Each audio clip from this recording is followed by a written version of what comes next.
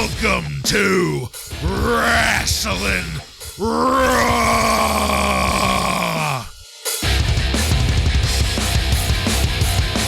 All right, you're listening to Wrasslin Raw, the podcast that takes you back to when Raw became war and Attitude ruled.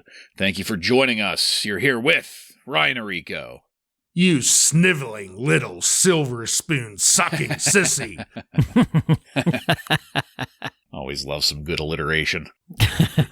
Joe Giammatteo. You know what pisses me off? Women with semen-stained dresses. I'm the one and only Jason Bartlett. We're going to examine WWE history, one episode of Raw is War at a time. In this episode of Wrasslin Raw, we're going to be talking about the Raw that aired on December 21st, 1998. This Raw was recorded at the Spokane Arena in Spokane, Washington, and features Michael Cole and Jerry the King Lawler on commentary. Are you guys ready? I'm ready. Ready.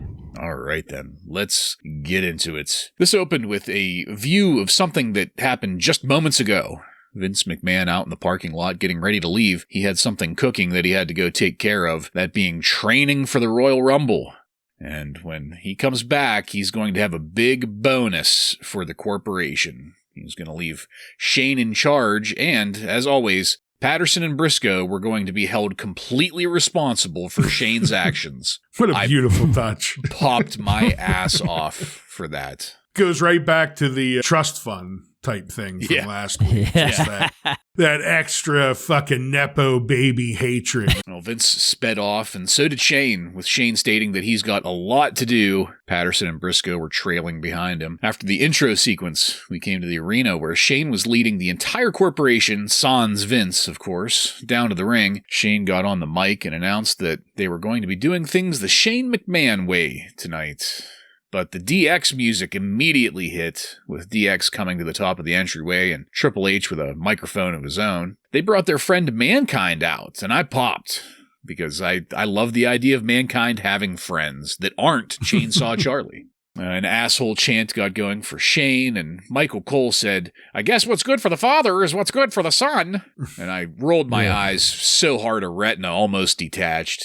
And after some verbal jousting between the two, Shane handed Shawn Michaels the mic, who then made some matches for us. Billy Gunn is going to be taking on Ken Shamrock. The Road Dogg is going to take on the Big Bossman, both in singles action, as well as Triple H and X-Pac taking on The Rock and Test in tag action. Shane then called Mankind a deranged freak, and I popped for that, but then issued a challenge to Mankind between himself, Shane McMahon, and Mankind. Patterson and Briscoe were uneasy throughout all of this, but that really had them flustered. This turned into a great promo from Mankind, who ended up calling Shane a sniveling little silver spoon sucking sissy, and that match is set. Interestingly, though, the King made pointed reference to Shane's youth as a rough-and-tumble brawler on the mean streets of Greenwich, Connecticut, which definitely grabbed my attention. I'm looking forward to where that... foreshadowing there. Yeah.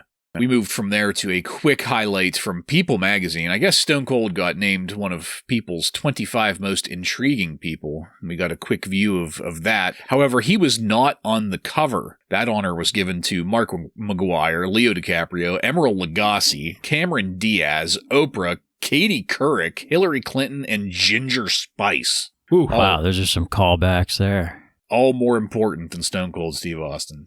We then went backstage to D'Lo Brown and Mark Henry. Mark was apparently letting the wrong head do the thinking. He had been lured to an isolated location by some women. We didn't know who quite yet at this point. D'Lo was unhappy about that because they're going to have a match to work later on. And that's where this ended. So I really like what we've been doing lately, matchmaking at the top of the show. Gives us some great story-driven matches to look forward to. It lets us know what the theme of the episode is going to be. And it gives our superstars an opportunity to get some mic time. So I think everybody came away from this looking good, and it really made me look forward to the rest of the episode. So Joe, what'd you have on the opening segment here? Well, I want to start out by saying that I read in the Observer that Stone Cold was actually not one of the 25, whatever what was the name of it? 25 most intriguing people. Most intriguing. Yeah. He was not one of the 25. There was an article about Stone Cold Steve Austin, but it was not part of the 25 intriguing. It was a work, pal. You mentioned it was a work. You mentioned Mark McGuire. He was the only athlete that was in that list. So, yeah, it was a work. Wow. Who also Who'd took have thought? steroids, much like the wrestlers. Oh, my God. Yeah. Yeah. So we start out here. I like what you said about how we are setting up the show for setting up some of these matches for tonight's show. It's that whole, I'm going to turn on Raw and I have no idea what I'm in for, but they set it up for me. They set up these next 2 hours. I also like Shawn Michaels being the one who does it. I think he does a good job as commissioner in this role. Better than Sergeant Slaughter? Yeah. Yes. Setting up these matches. I'm sorry, Commissioner Slaughter. Yeah, Jack Tunney. Yeah. Wow. We have a whole episode about Jack Tunney. Yeah, check the archives. Way back in the archives. Yeah. So I like that. He sets up a couple of singles matches that to me didn't sound that exciting when he set them up, but he did mention that Test is going to wrestle in a tag team match with The Rock. So Test is now being named, which he was not last week yet.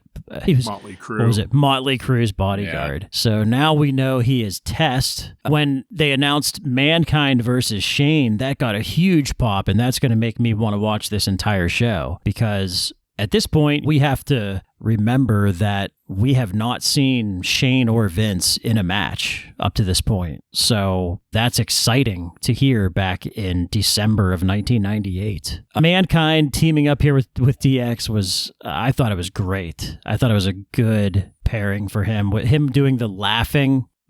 He was just laughing hysterically at Shane. I thought that was a funny response to Shane, and the crotch chopping was just amazing. So I like that a lot. Hey, let me say it too. Yeah. Suck it. Yeah. Speaking of DX, Triple H does a little promo here. He announces Mankind, and he did it in the voice that The Rock uses to make fun of Triple H. So he did we've got the keys to the boiler room. So that was funny to hear that from Triple H there, because later we're going to get some of that The Rock doing his impression of Triple H at some point. So that was funny. Yeah, I agree with you both. I thought this was a strong way to start off Raw, set up these matches. Probably the worst thing was Michael Cole saying, what's good for the father is good for the son. I had a flashback to one of the old wrestling games. You know, those repeated lines you get from the announcers when you're playing a wrestling game. That's what it sounded like. What a maneuver. What's good for the father is good for the son. What a fucking dumb fuck. But setting up all these matches, great. And Joe, like you pointed out, we're going to see the new mysterious, what did they bill him at? 6'8", 6'7". Yeah. Test. That's great to see. And Mankind, boy, are they putting the babyface shine on him here. They bring him out with the fan favorite DX, and he's just doing all of their mannerisms and slogans, and the crowd is eating it up with a spoon. So that's great for the Mankind character, and really just a really good way to start off Raw. Every time they do this little setup for what we're going to see, I feel it usually ends up leading to a pretty good episode. Yeah. And they've really refined it too, I thought. Shortened it. It's only about 10, 12 minutes now instead of 20. But we're even though it's shorter, we're getting so much more out of it now. Like before, it was always this soliloquy from Vince at the start of the show. It's a tighter package. Right. And the soliloquies were fine, but now we're laying out the night and we're making matches, and we're really sinking that hook in early on. Like you said, Joe, after watching this opening segment, there's no ifs, ands, or buts about whether I'm going to be changing the channel. I'm sticking with Raw and maybe switching over on the commercials. Yeah. Oh, and I forgot to mention anything about the D'Lo Brown, Mark Henry. Oh, yeah. That was hilarious. My favorite line, though, was out of D'Lo when he said having sex in the building is bad business. I thought that was a good way of phrasing it. Shane, too, is just, he hasn't been there long, and he's just a natural at this. Like, he's fallen into the groove pretty easy. Yeah. Yeah, which could have been a disaster. Could have been like Sofia Coppola in Godfather 3. Oh my God, yeah. But it's not. Like, Shane is awesome. He's out there he knows how to work the crowd. And he's out there with heavy hitters like The Rock and Shawn Michaels and all those guys. So yeah, he's doing awesome. And for a completely different way and style that Vince did. Oh, like it's not a repackaged version of Vince. It's the polar opposite, but it's still just as good, or maybe slightly below, but damn good. Yeah. All right, guys. Well, let's see if we can continue these good feelings through our first match of the night.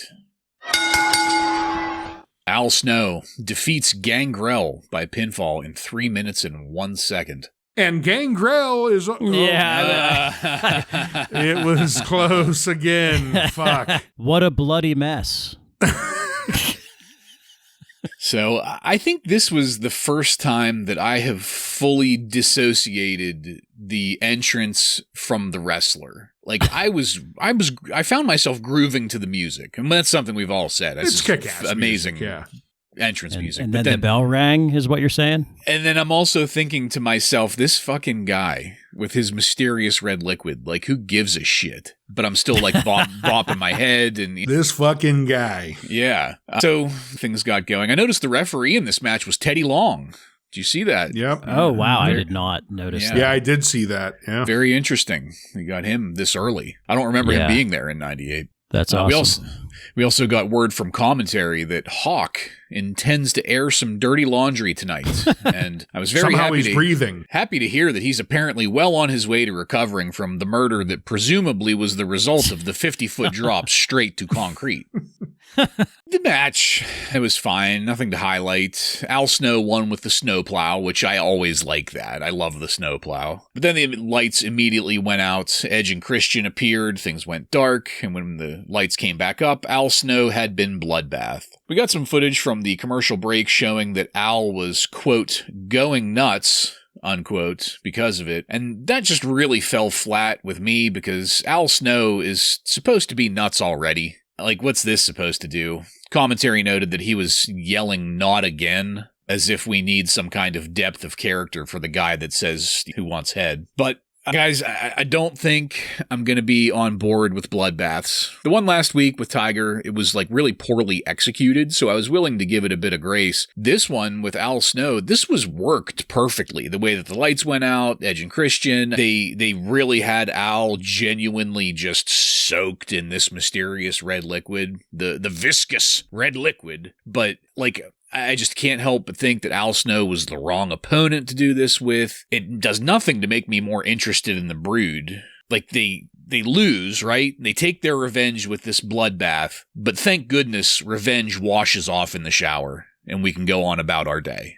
I don't know. Maybe I'm just being a nitpicking dickbag. Joe, what'd you think of this match and its aftermath? Gangrel should get Jobber of the Week. I can't believe he did not.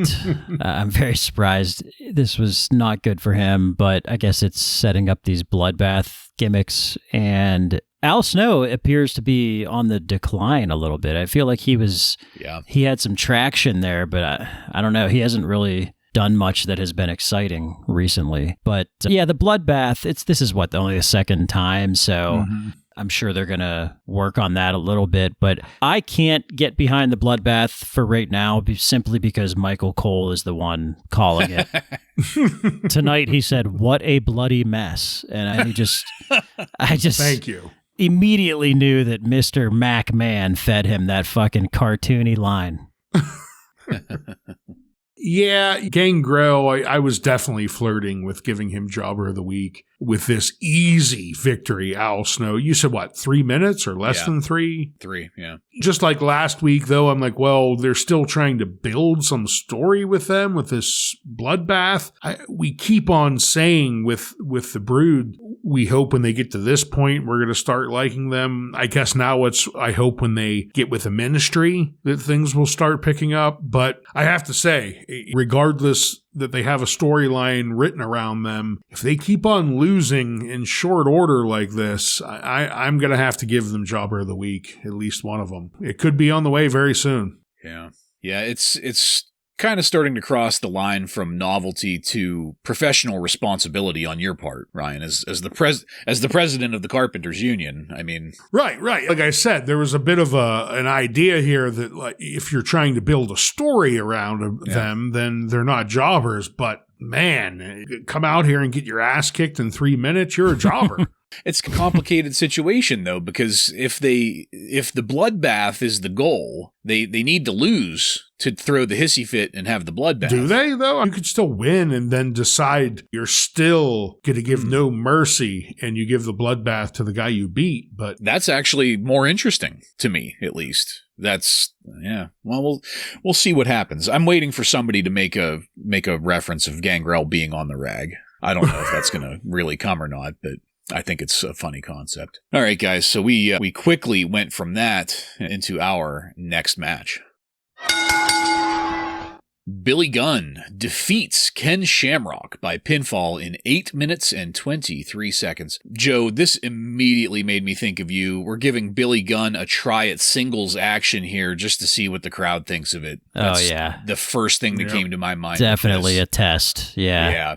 It was mentioned that this was for the Intercontinental title at the top, but my research didn't reflect that at all, so I was already just suspecting some kind of fuckery here.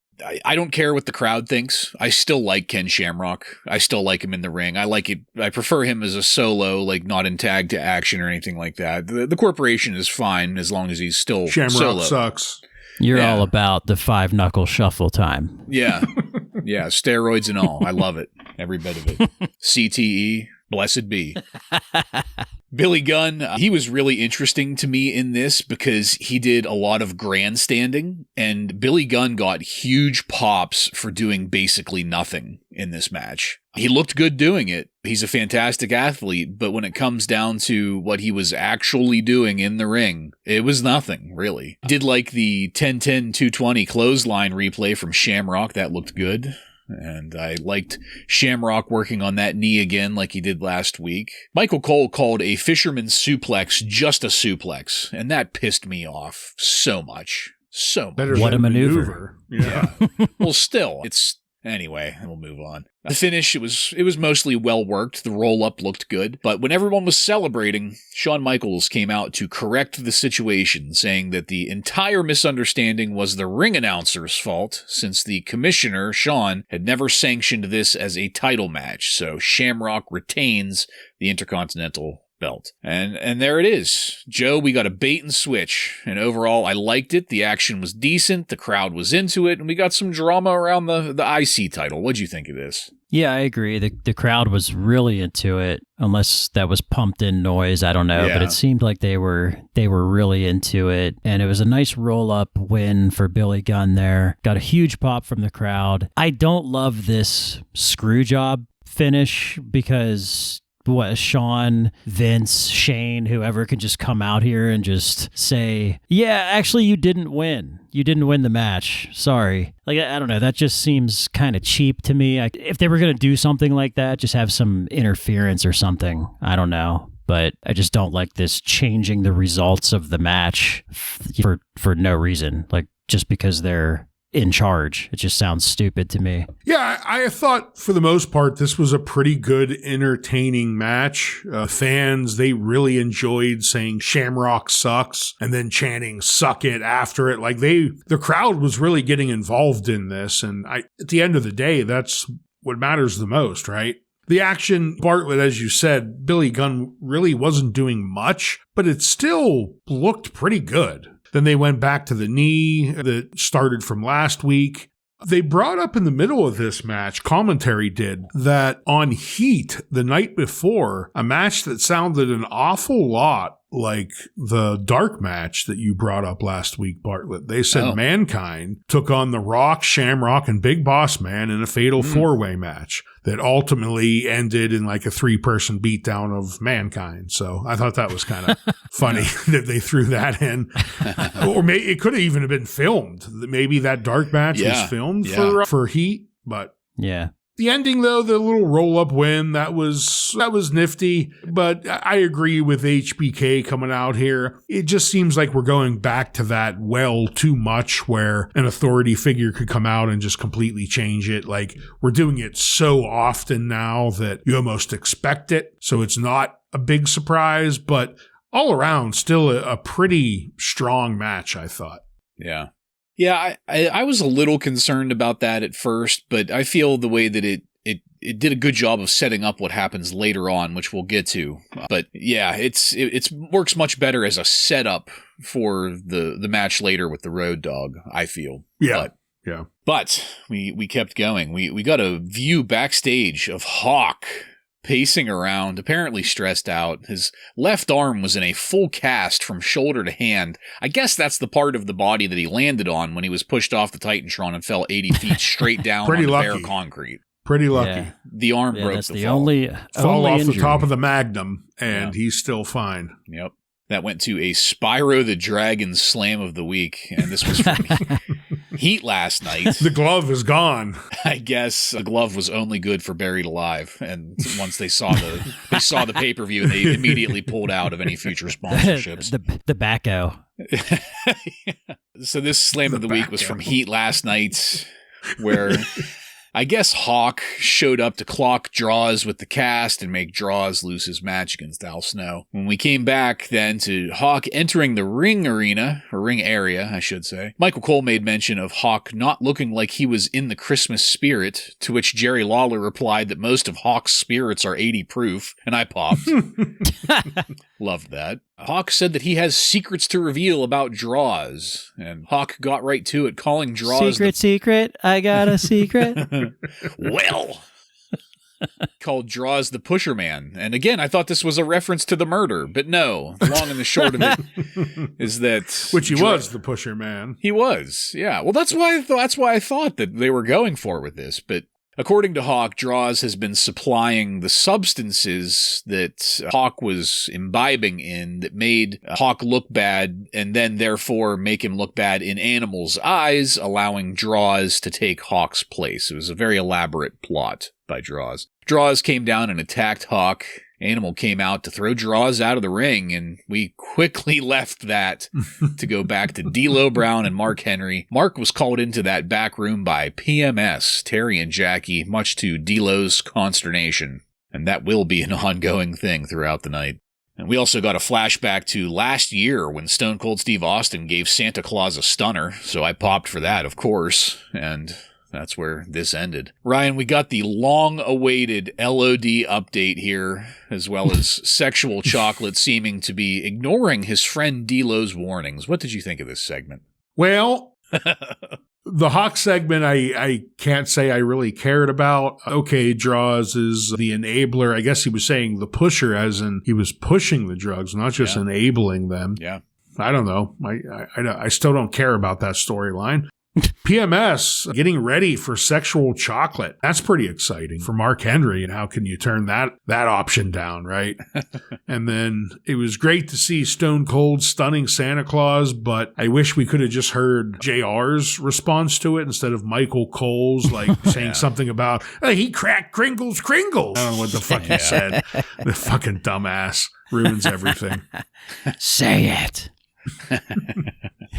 Yeah, Hawk is back with just a cast on his arm. He got pushed off of a 50-foot. He's resilient. But he's just a cast on his arm. Now, I did like on the cast, it was a little clever. They had some of the wrestlers sign the cast, because I saw Triple H Suck It was written on there and a couple other things there. So that was cool. But this storyline is lame as hell. I am out on this storyline. I don't know that I was ever I've been out for months. Yeah, I was probably never in on it, but it's really bad. And Hawk just looks like shit here. Yeah. His face is super puffy and just he's not in the makeup still. So yeah, he just looks like shit. It's not good. Yeah. And PMS with Mark Henry, I guess that is to be continued. But earlier I liked when Jerry Lawler said it looks like Mark Henry wants to have 2 tag teams tonight.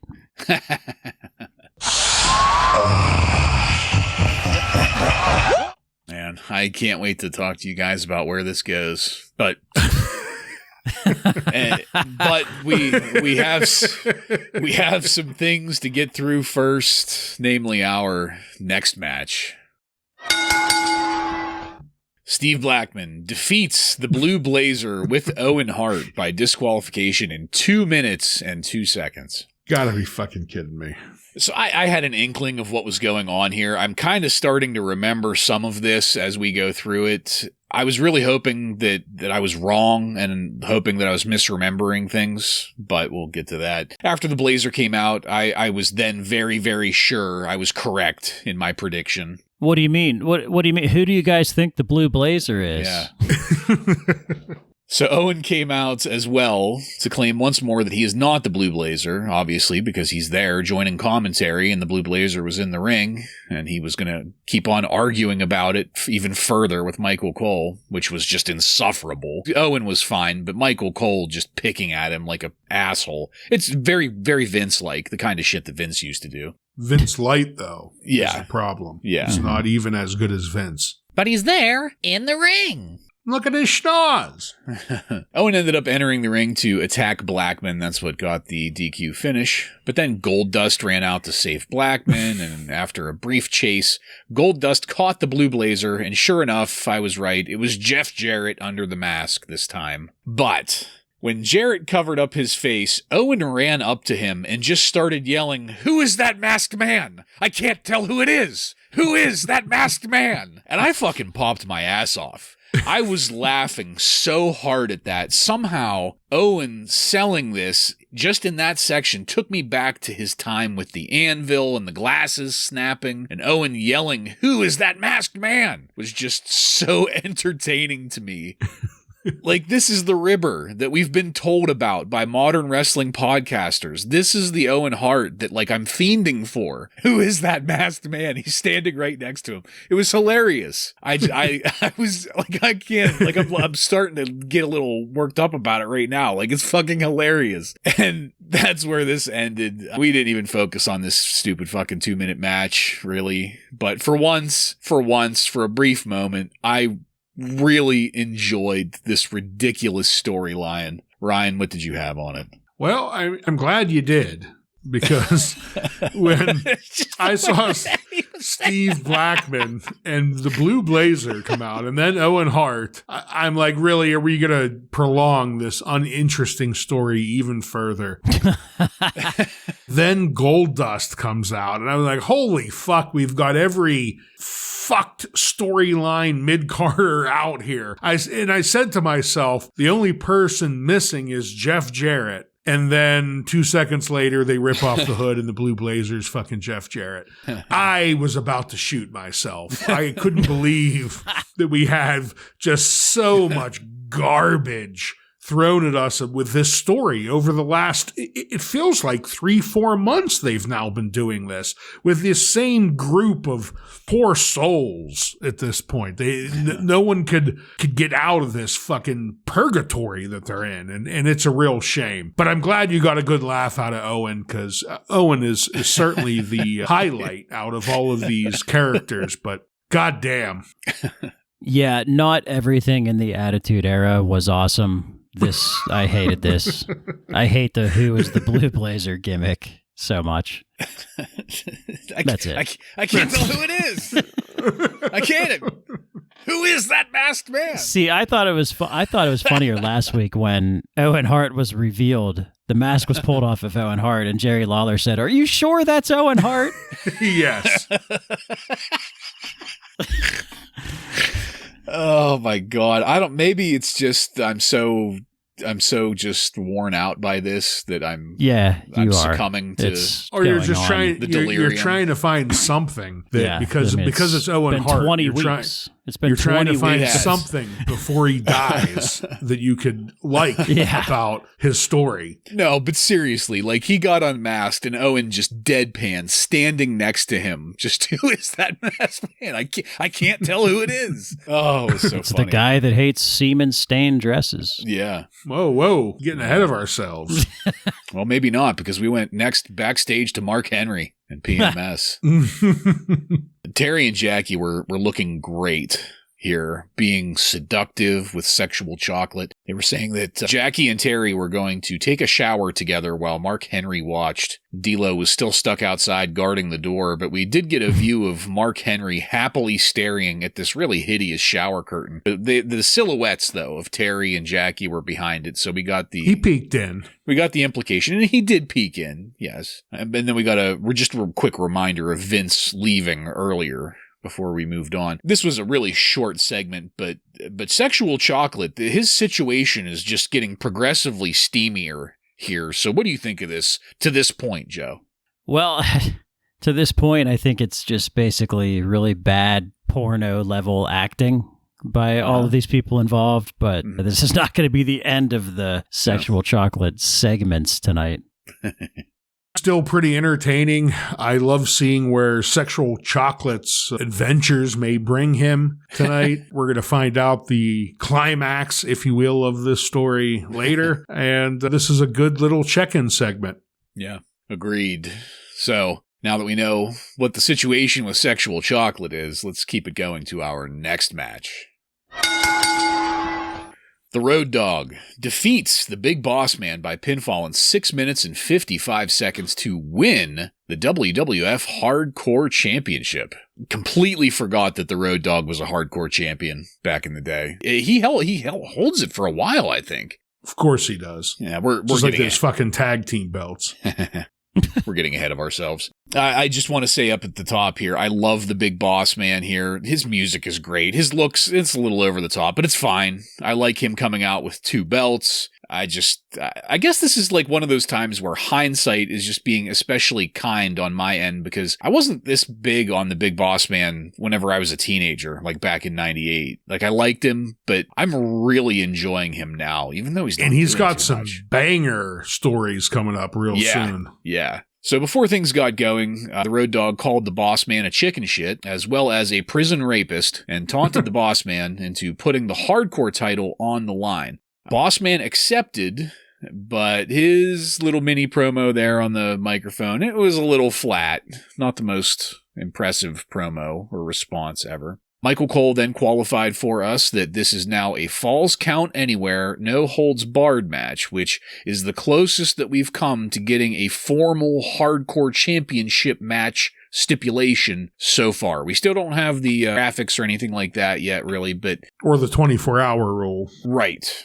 But we're getting there. I loved the Bossman selling the cookie sheet that he took to the face. That was just great. And the more that the stupid little weapons like cookie sheets and buckets got involved, the more I liked this. They went out through the crowd into what Michael Cole called a technician's table. The Road Dogg got put through that. I liked that. And this whole thing, this kind of loops back to what you said earlier, Ryan, about Michael Cole's good for the father line. This whole match really, really made me think of those early WWE games like SmackDown that did a great job of capturing this exact feel in their hardcore matches. Like, you could have done a 1-to-1 comparison with a SmackDown hardcore match, and this would have looked exactly like it. Just the way that they traveled through the crowd, they used the weapons just like in kind of single motions here and there. It wasn't too complex. I love the Bossman taking his belt off and whipping the shit out of the Road Dogg. Not quite as enthusiastically as Farouk used to do, but still enjoyable. The bag of talcum powder lost me, though. It took things like a little too far, and I don't know. And then the Bossman, he started including a fucking noose. He put it on the Road Dogg, and that's where I was like, okay, now it's... He is from Cobb County. Yeah. I was like, that's taking things even farther, too far. Hey, that noose is going to play a bigger role in him later on with The Undertaker. Yeah. I did like the Bossman going for pinfalls out in the crowd, as well as the inclusion of the garbage can. That brought things back to enjoyability. But then Mankind came out with a fisherman's net, throwing it over the Bossman, which is what got the Road Dogg the pin and the win and the Hardcore Championship. So I don't know if you can tell, but I really enjoyed this. This was an excellent prototype for what the Hardcore Championship and Hardcore matches specifically are going to become. I was put off by the noose and the powder, but I think they'll figure out pretty quickly what works. And by that, lightweight, cheap household objects that make a lot of noise when you hit somebody with them and deform easily. That's going to be what the hardcore matches are all about. And this was a great way to develop that. So, Joe, what did you have on this match?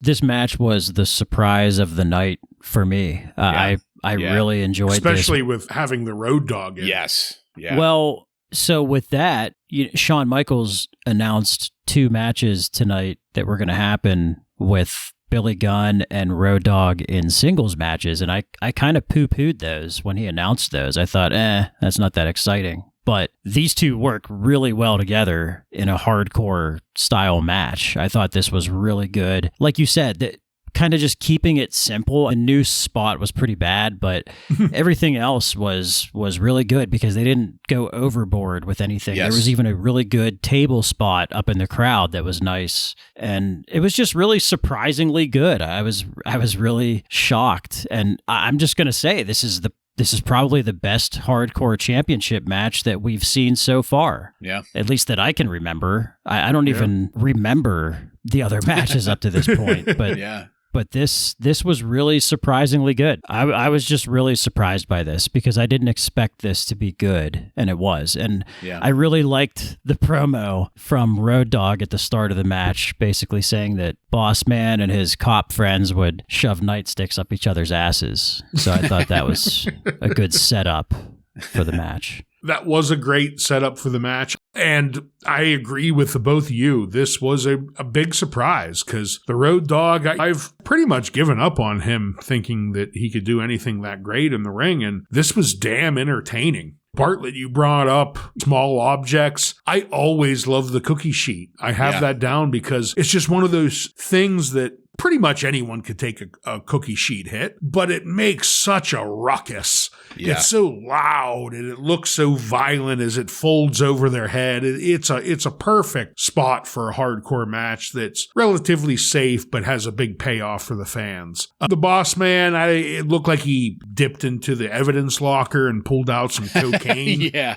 And that was what I was thinking with the white substance, but it immediately got kicked into his face, so it wasn't anything too special. We get Mankind. He comes out at the end and gives Road Dogg the edge, but Road Dogg and the Bossman, I thought really delivered in this match. It was hella entertaining, and this hardcore title doesn't seem to stick around with anyone for too long. Yeah, I'm looking forward to the more frenetic pace that it takes, especially later on whenever Bob Holly gets in the mix. I always liked Bob Holly, hardcore Holly, if you will, in that scene. So all right, let's keep it going because, first of all, we need to remind everybody that the Royal Rumble is coming up next month. So whenever we're getting lost in these hardcore matches and what's about to happen to Mark Henry, we can't forget that we are preparing for one of the big four of the year. So back in that PMS room, the ladies were in just amazing looking nighties, getting sexual chocolate undressed,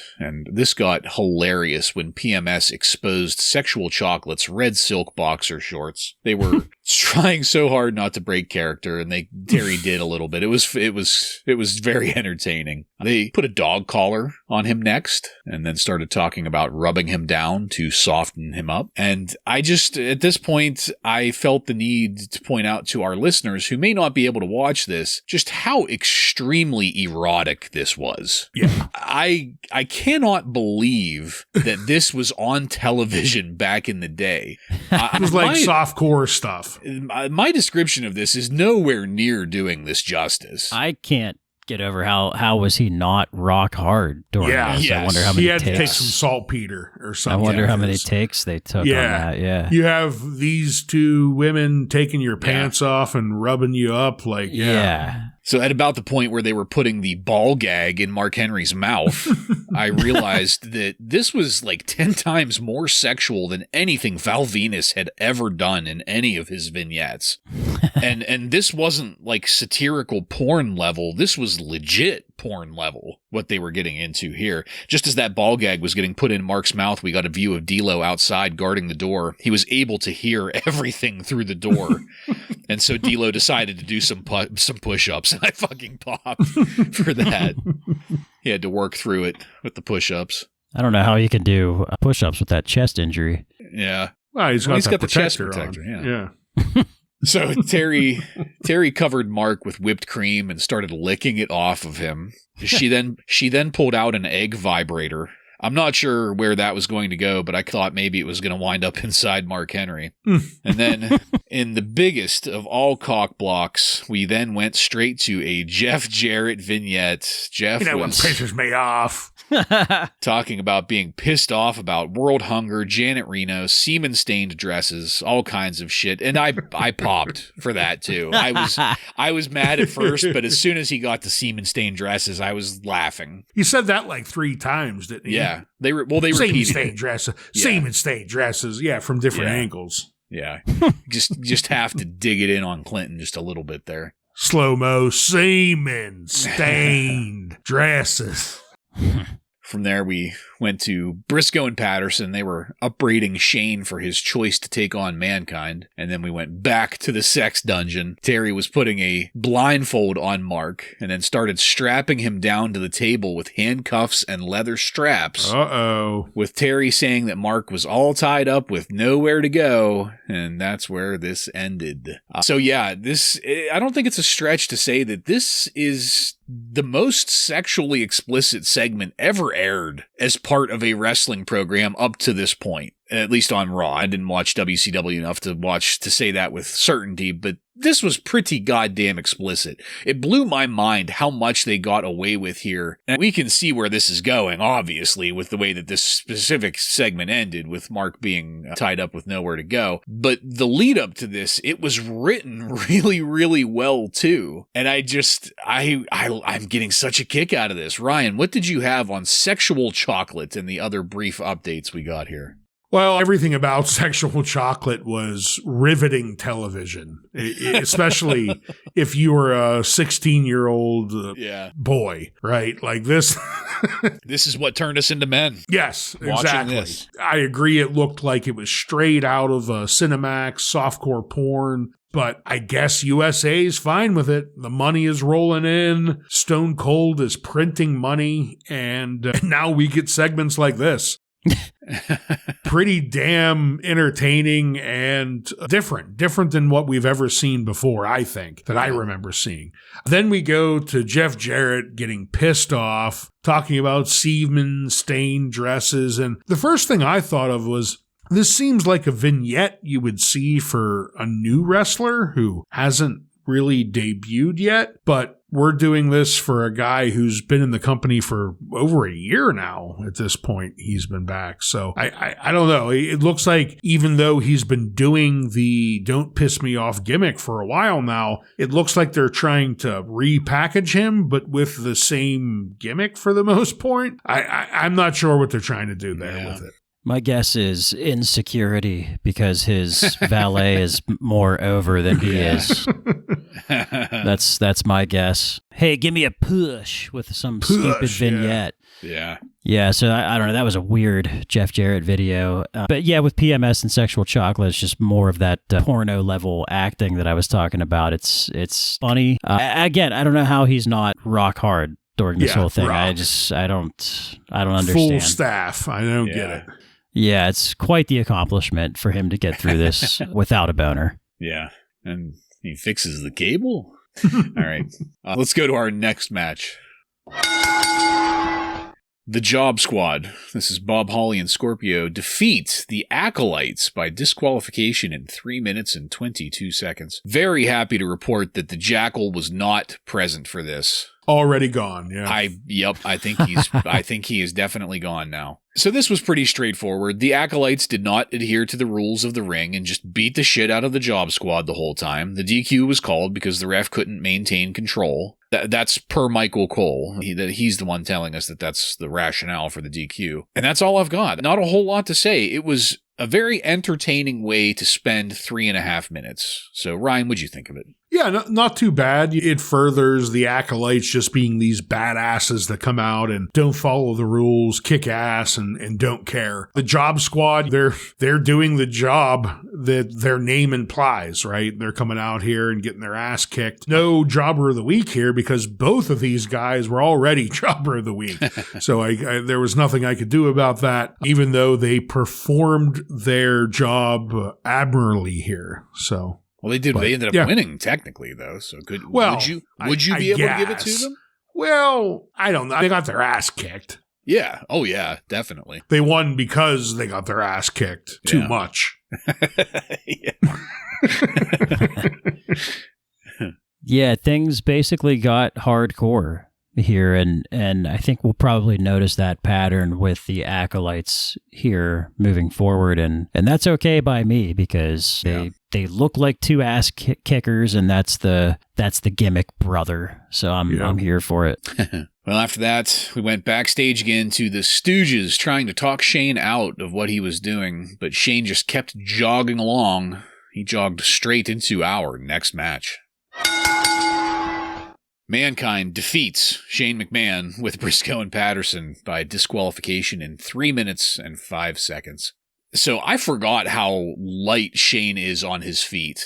It was just great to see. He moves like Moves like a butterfly. He does. He very much moves like a butterfly. And he gets better as time goes on with his wrestling skills. He's never quite top tier or anything like that, but he does get better over time. But man, you got to give him credit for the bumps he's willing to take, though. Yeah. And you can see... He is a sports entertainer. He is. And you can see the roots of that here. Like, this is, as you said earlier, this is his first time in the ring, for his first time in a match, working a match. And he came out dancing. He came out moving his feet. He tried. He put on a good show. The corporation came out to watch from the top of the entryway. Test already standing out as terrible to me. He just... What's the opposite of a sore thumb? Because like he's like negative charisma, like so many other people that we've had. He's up there among... It's those pants. Yeah, I don't know. It's all of them. It's the total package. They're like blousy pirate pants or something. I don't know. I don't want to be a pirate. So popped when Mankind got a chair and a microphone and said that he's got a Christmas surprise for Shane. He punked Shane out with a fake swing and then gave Shane the chair and asked to get his brains scrambled. Not literally. That's my paraphrase, but... Well done. Shane did end up taking a swing, and Z-chair, it does nothing for Mankind. Mankind laid into Shane McMahon. The Stooges ended up getting involved, and eventually Socko got involved. But finally, The Rock jumped in to save Shane. That's what pulled the DQ. D-Generation X came out, and a teensy bit of a schmoz there, and this wound down. So for what this was, I thought it was great. Some great storytelling where Mankind gets his hands on some of his tormentors here. So, Joe, what'd you think of it?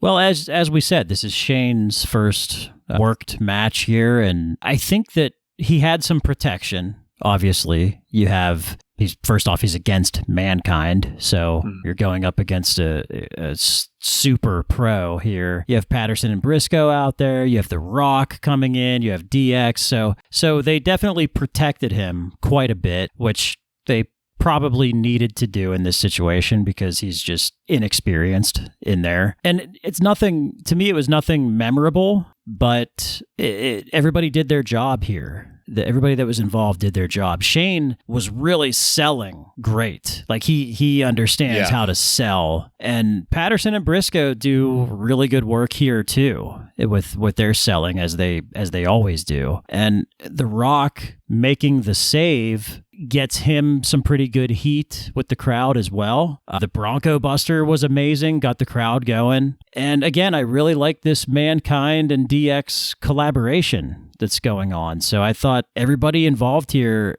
did their job and did it well. Yeah, I couldn't agree more. You said it wasn't necessarily memorable, but everything here worked. And I completely agree with that. Top of the order here is Shane's first time in the ring. Here we have Vince McMahon's Nepo baby, and he's getting in the ring with Mankind. And as you said, Joe, selling well for Mankind, better than we're ever going to see Vince in the ring sell for anyone. He's entertaining. Of course, Mankind ends up making quick work of Shane and takes over, gives Shane the chair, saying, here's a Christmas gift, lay into me, show some balls, you gutless coward, eggs him on. And Shane swings it, and we make Mankind look great. It doesn't faze him. He turns around and attacks Shane. Just everyone here playing their part perfectly. Mankind being the guy you put in there, they know at this point, he's a guy, he'll put his body on the line to make sure the other person ends up in good shape and safe at the end of the match. So, of course, you put your son in there with a professional like him. The Rock coming out, it does turn into a schmoz once DX comes out to help out Mankind. But I think all of this works. Mankind working with DX, as you both mentioned, it's just one of those things that gives an extra push for Mankind. It doesn't seem like he really needed it, but it just gives him that little extra bump. And everything about this worked. Yeah. Good match. Yeah, and I almost want to say it's surprising, but it really isn't, given what both of you have said, the people involved in it. All right, so next we went to a segment that Michael Cole had repeatedly called the real Santa Claus, and this was classy Freddie Blassie dressed up as Santa, being extremely creepy and vulgar. Give me some of that sweet. Crude and classless. He ended it by saying that Santa is going to get some tonight. God. And I don't know what Attitude. The point, I guess. Yeah. Yeah, creepy old man in the dictionary. This is it. Yeah. Then we got a highlight replay of what happened with Shane before going to the Stooges, waiting out in the parking lot for Vince to get back to let Vince know what happened. D'Lo was shown waiting again, but D'Lo and Mark Henry's music started playing to take us away from this, so I'll pause it here. This was another brief segment with the, quote, original Bad Santa, unquote, but Ryan, we got confirmation here for what we suspected all along. Sexual Chocolate's depravity is going to screw D'Lo just as much as it's screwing anything else here. What did you think of all of this? The creepy Santa, glassy Freddie Blassie, that was forgettable. They were talking about it all night, and when they delivered, that was a wet fart. Yeah. Briscoe and Patterson in the locker or out in the parking lot. I love them saying we're going to have to go through hard times again because what has happened tonight. That was entertaining. And I am looking forward, as I have for weeks now, seeing where this story with D'Lo Brown and Mark Henry goes. Yeah, same with D'Lo and Mark Henry. And it's funny you mentioned that about Briscoe and Patterson, because we have to remember at the top of the show when Vince put them in charge of his baby boy, and they did not do their job, so I'm sure they'll be punished for that. And yeah, the Freddie Blassie thing was just super creepy, and which is funny that we're saying that, because then we love this Mark tits. Like, we love this Mark Henry thing that's going on, but the Freddie Blassie thing was creepy. So well, they're different. That just shows you just how creepy this was. Yeah. One is soap opera drama, and the other one is Vince projecting. Let me shit on your face. All right. So as I said before, we got diverted by the match music for our next match. The Headbangers defeat D'Lo Brown by pinfall in 2 minutes and 45 seconds in a 2-on-1 handicap match. So while entrances were happening, we went back to the sex dungeon, and it was indeed that at this point, quite literally, because Mark Henry had a big C-clamp applied to his nutsack. Jackie was whipping the hell out of him with a cat of nine tails, and we went back to the ring. And of course, the match, it became an afterthought. D'Lo was trying to get it done, but the King kept going on about the C-clamp, hot wax, the vibrator. The King was getting real-time updates from the dungeon, apparently, from whoever had a camera in there. We can't forget that apparently Mark Henry was having gerbils shoved up his ass. Yep, gerbils did indeed enter the scenario. Come on, guys. We know where that video footage was coming from, right? The dungeon. Hebner. Oh, the Dave Hebner The Dave cam. Yeah, that's right. Yeah, that's right. How could I forget? That's how the king was getting his updates. Yeah. Blow by blow in the ear. The peephole. The Dave Hebner peephole. Literally blow by blow. So, of course, D'Lo lost, and that was just as Mark Henry came out, limping, covered in all kinds of sexual debris. And I popped when D'Lo yelled, "I told your fat ass that you should have listened to me."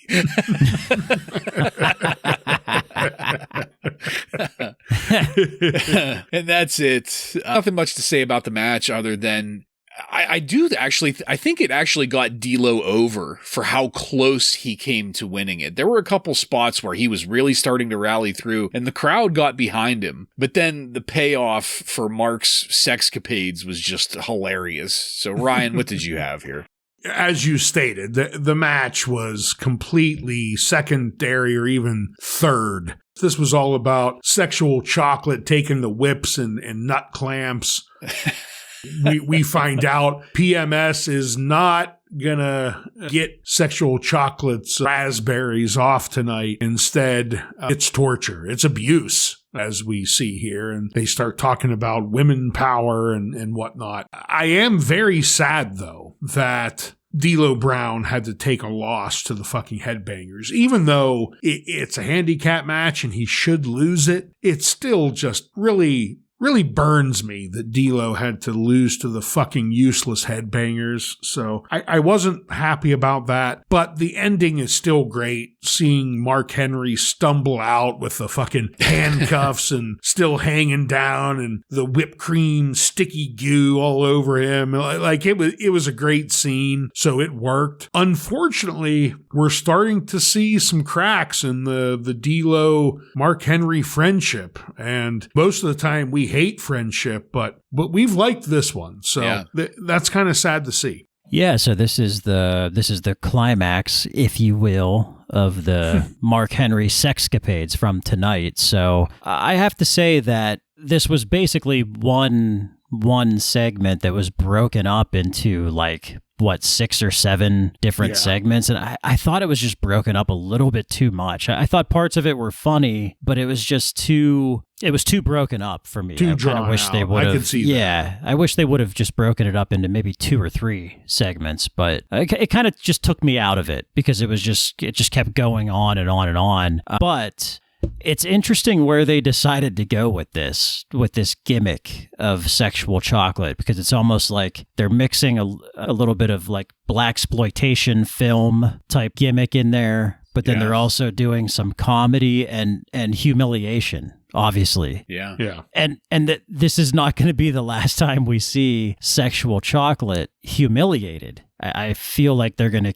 do this quite a bit, which is just, it's interesting that they basically went like full comedy humiliation with this, but I guess it's not that surprising because Vince McMahon loves to humiliate really big people. Into humiliation. Yeah. We've learned that. So this is kind of the first time we've seen that with Mark Henry's new gimmick. So I think we're going to keep seeing that, and I'm definitely looking forward to it because this was pretty funny for most of the night. Yeah, agreed. And we also should not forget that this is not going to be the last time that PMS does something like this. That's going to kind of be their thing for a while, is just setting up and seducing people in order to, how did you put it, Ryan? Their women empowerment. Yeah. To just really emphasize that, which for 1998, I mean, pretty progressive. This was pretty damn progressive, all things considered, considering they're the ones coming out on top. Joe, like you said, sexual chocolate, the world's strongest man, no less, has been humiliated and emasculated here. Still can't tell if he enjoyed it or not. Kind of looked like he might have a little bit. It was almost like a Hellraiser situation where, you know, the finest pain is the ultimate pleasure. But who knows where that might take us. But we do know that sexual chocolate is not done. His sexcapades. What's the saying? Don't yuck on his kink or something like that. Don't yuck his yum. Yeah. Yeah. All right. So outside, Patterson and Briscoe were still waiting for Vince, and these two were just funny as hell, going back and forth about what they're going to tell him, what they're not going to tell him. They ended up just. Briscoe ran in front of Patterson and just spilled the beans, and Vince got that pissed off look on his face, and I popped for that. That was great. And then we got a brief snippet of The Undertaker being highlighted in a tattoo magazine. And correct me if I'm wrong here, guys, but wasn't he catching just a little bit of shit from the WWF management for his tattoos not that long ago? I think that was early on whenever he like first started getting more, but maybe I could be wrong. Yeah. But he is like fully covered now. So he's obviously spending his little break getting his entire body tattooed. By this time, they were even releasing the action figures with the tattoos on them and shit. Yeah, I just thought it was strange. The thing that stuck out to me is that he really, this shot from the tattoo magazine, he really looked like the Mr. Sweatpants Undertaker. Yeah, he looked like Calloway. He looked a little like American Badass, too, in this. He did. Rolling. Which I will now call the Sweatpants. Mr. Sweatpants, now and forever. All right. But from there, we quickly went into our final match of the night.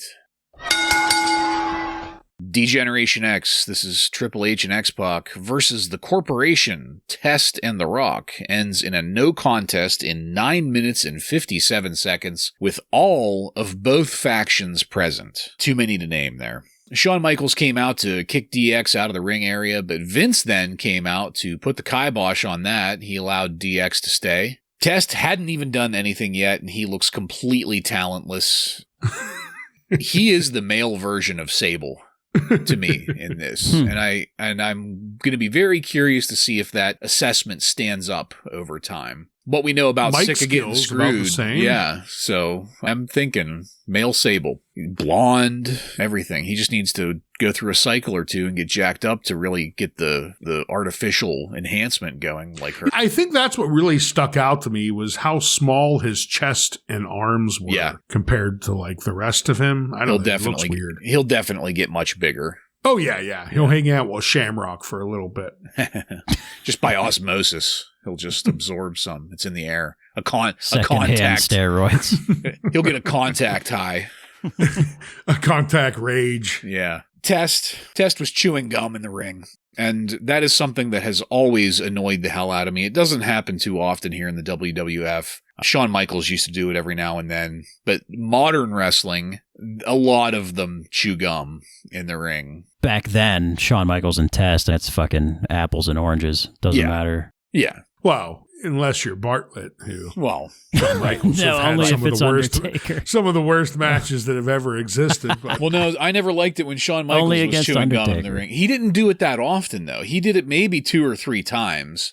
And Test, this is his first match, and he's fucking chewing gum as if he deserves to be there. And he sucks. And then meanwhile, the modern guys are I'm specifically thinking of the Young Bucks. It seems like they're chewing gum in every match they're in. Not that I watch that many of them anymore, but anyway. The character descriptions for Test were very annoying too. You could hear commentary hitting all the bullet points that were previously prepared. He's a former sports athlete. He's always had a problem with authority. He's former friends with DX from the 20 minutes they spent with fucking Motley Crue in that one He's video 6'7".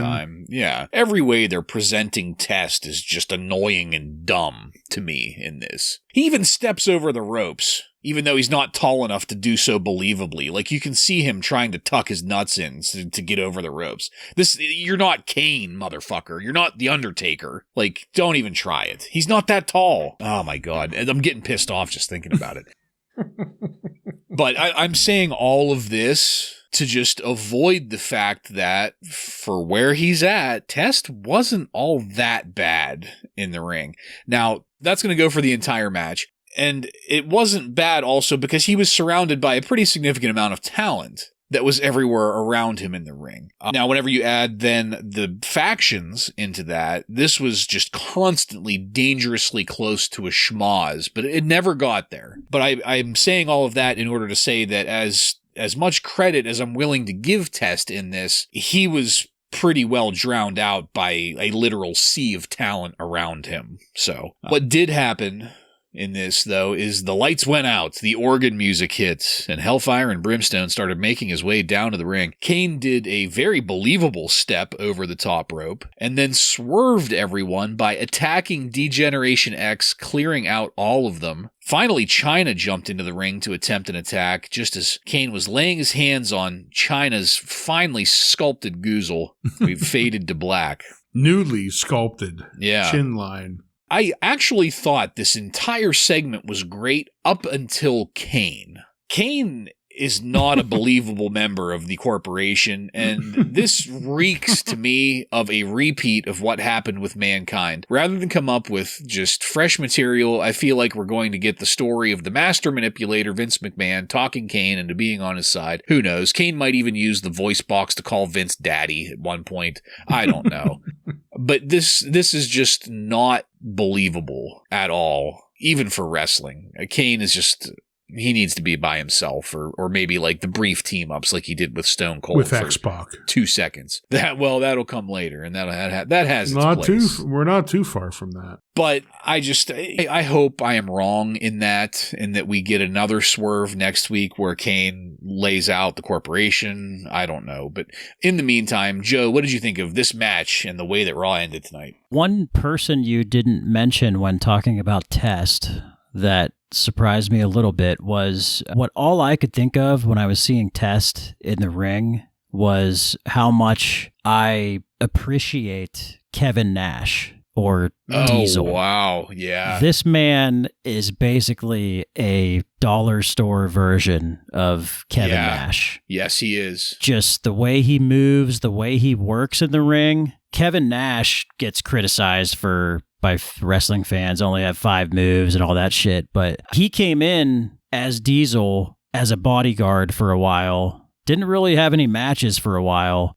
and Vince immediately wanted to make him champion. And Test is kind of, he just looks like the poor man's version of that. So that's all I could think of was how I was like, you know what, I appreciate Kevin Nash and his work a lot more after seeing Test try to basically completely copy what he had done just a few years prior to this. So that's what I thought of with Test. Kane, to me, like I am not excited to see Kane ever right now. So they've really handicapped his character at this point. I hope they do something to make me feel differently. I don't want to not like him. It's not like Michael Cole or somebody like that who I just can't stand and I'm never going to turn around on. But yeah, I don't know.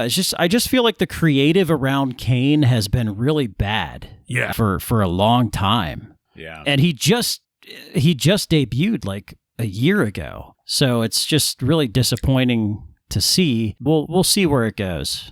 I think with Kane, if they just would have allowed him to get a single victory against The Undertaker, it would have really done him a lot of good early on here. Because I think that's the thing, is most of his story has been against The Undertaker, and it always ends with him losing. He's always jobbing out to The Undertaker. So he's kind of lost that monster status. How scary is he if he's always losing? Back to the match, there were a lot of strong star power here. Test, on the other hand, Michael Cole kept on telling us what an impressive debut Test was having in the ring. And I don't know what the fuck he was watching, because he didn't do terribly, but to call it impressive is quite a step, I would say, because this was just the other 3 high-powered stars carrying him along in this match. Because it was, for the most part, a pretty entertaining match. I didn't hate Kane coming out, I guess only because I remember the whole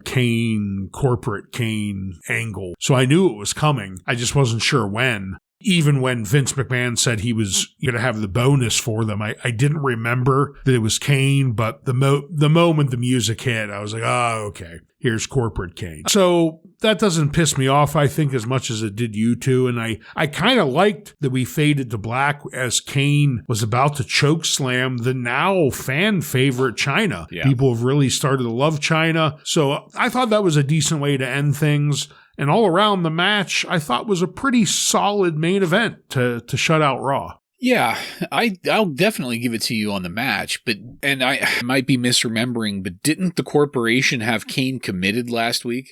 Well, they did. I'm assuming where they helped the White Coats. Well, I'm assuming when Vince McMahon left in the limousine, he went and basically bargained with Kane, like, I will get you out of the insane asylum as long as you work for me. Gave him the hard choice. Okay. Yeah, but it's so, and it gets back to what you guys mentioned. First of all, biggest jobber in the history of the WWF, so there's that. Yeah, definitely. But this also takes us back again to this is the guy that murders people with lightning bolts and sets them on fire. He is. Or desecrates his parents' graves in front of us all. Yeah, and yet he can't get out of a straitjacket without making some kind of a bargain with Vince. Or get a single victory over his brother at any point. Right. And losing a title in 24 hours. Yeah. But I think I'm also with you guys in that, more so Joe, but like I want to be on board. I don't want to be annoyed by this the way that I am, but here we are. I don't know. Yeah. And I don't remember where this goes. I don't remember Kane being part of the corporation at all. Oh, I definitely do. It might come back to me like some of this other stuff has, but again, my memory might not be serving me correctly here, but I feel like we get Corporation Kane into the ministry. Yeah. Like when the ministry comes, I feel like Kane is still part of the corporation. Well, that's a shame. Yeah. All right, guys. Well, as I said, we faded to black. So let's take it on over to highlights, lowlights, and our favorite signs.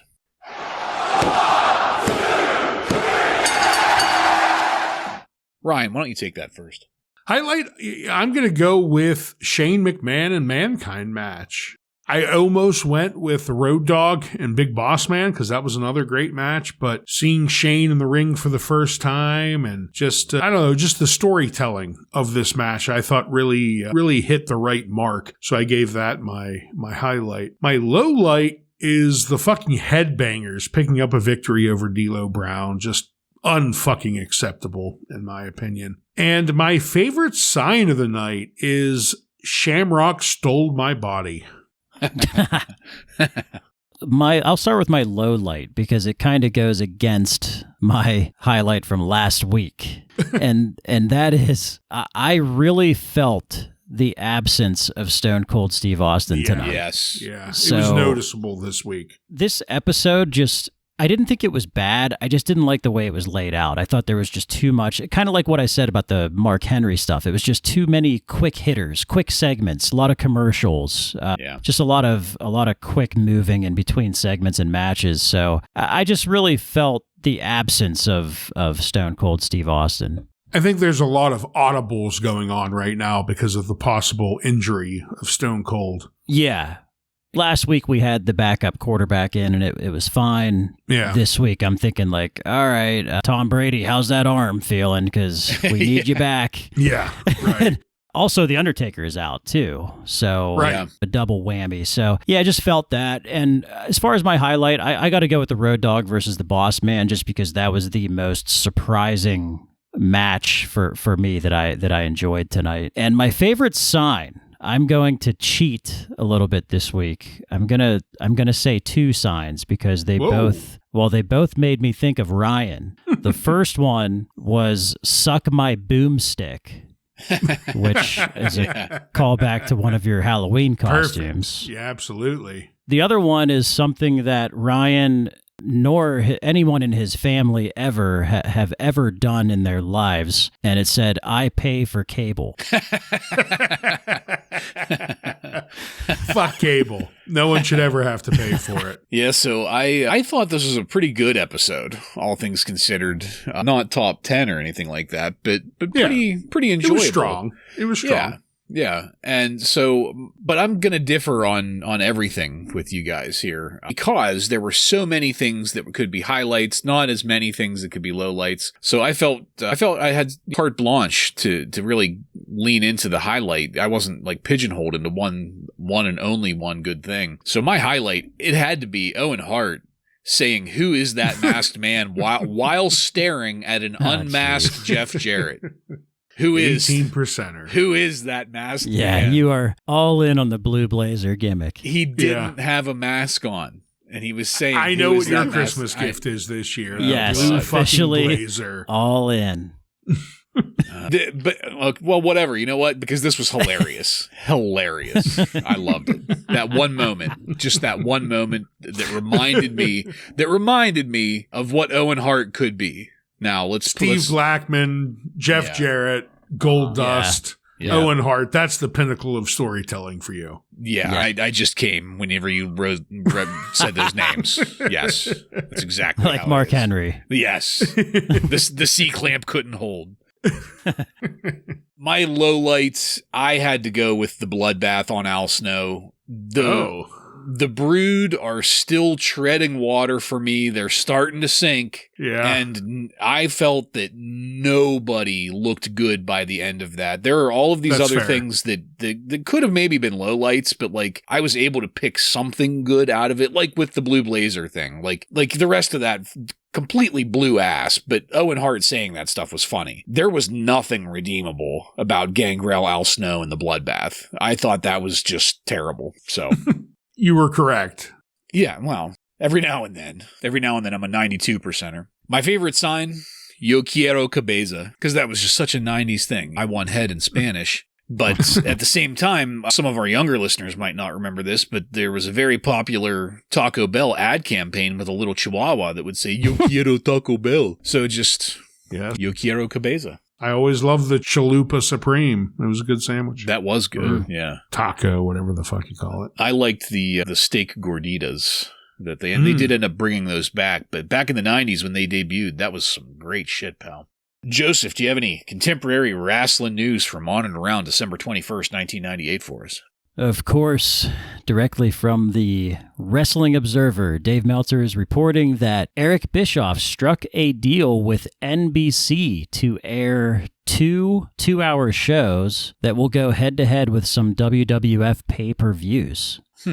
One is planned to air during the WWF's St. Valentine's Day Massacre show on February 14th, and another will air on March 28th, the same time as WrestleMania. Oh, geez. Now, I don't remember either of those two. Neither do I.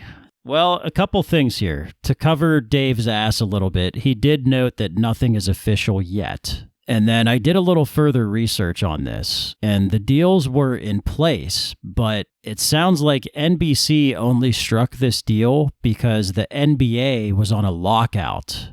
So they wanted to have wrestling. Filler. They needed filler. But then the NBA ended their lockout, and NBC said, well, fuck you, WCW. We're going to put basketball back on. Fuck you. So that's what happened there. But interesting piece of news there. Yeah, definitely. Speaking of WCW, lawsuits are flying. I know that's shocking to you guys and everyone else, but these lawsuits are flying over the Hitman Hart Wrestling with Shadows documentary that we mentioned aired on A&E last week. WCW filed a lawsuit asking for an excess of $3 million in a Stamford, Connecticut court for restraint of trade against Titan Sports, Inc. In the lawsuit, WCW claims WWF went out of its way to stop High Road Productions in Canada from releasing its documentary, and in doing so, it kept Turner Broadcasting and WCW from attempting to acquire the rights to the movie.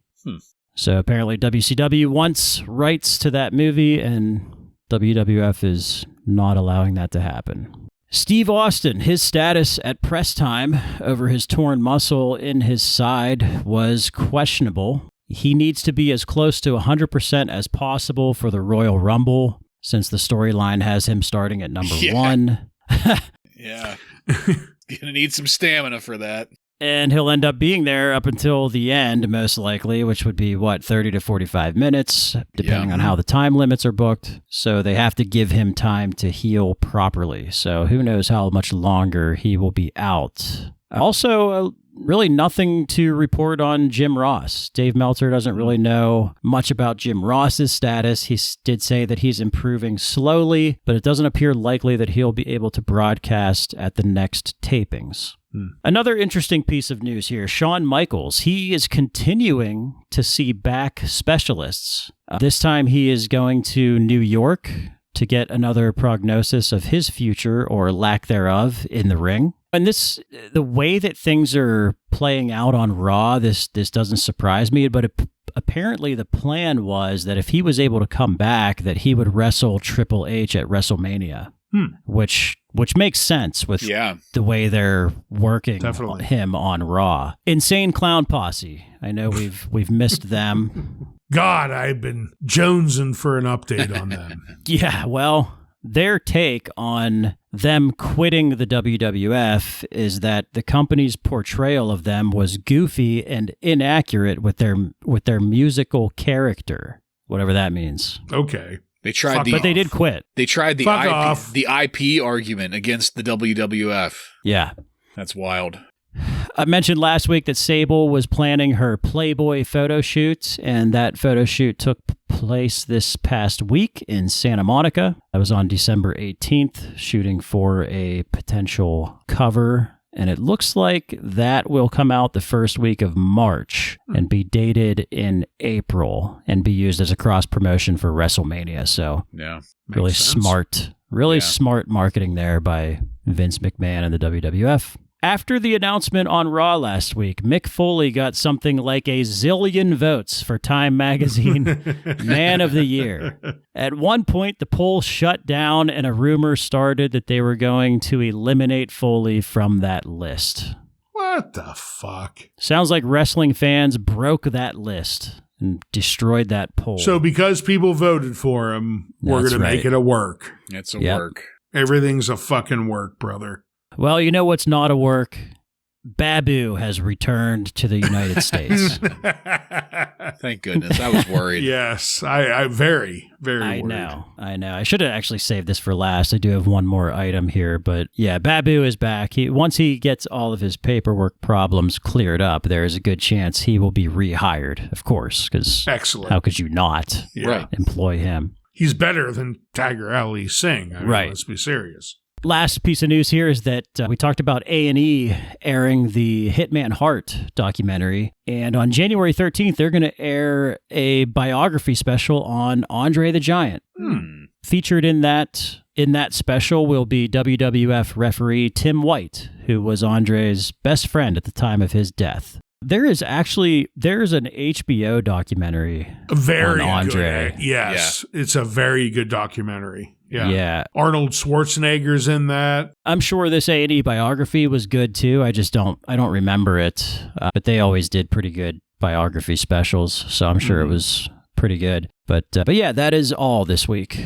All right. Thank you, Joseph. Illuminating as always. And that's it, folks. We are done with this one. I want to thank you again for joining us. If you like what we're doing here and want to connect with us, you can email us at WRASSLINRAW just at gmail.com to the end of that to submit questions or comments. Check us out on YouTube, Facebook, Instagram, and on every podcast subscription platform. While you're there, don't forget to follow and subscribe to get every episode of Wrasslin Raw coming to you with every release. Give us a 5-star review and tell all of your friends to tune in to the most irresponsible Monday Night Raw review podcast on the airwaves. Next time on Wrasslin Raw, we're going to take a look at the Raw that aired on December 28th, 1998, with matches featuring Val Venus, Edge, and many more. So, for Joe and Ryan, I'm Jason, and this has been Wrasslin Raw.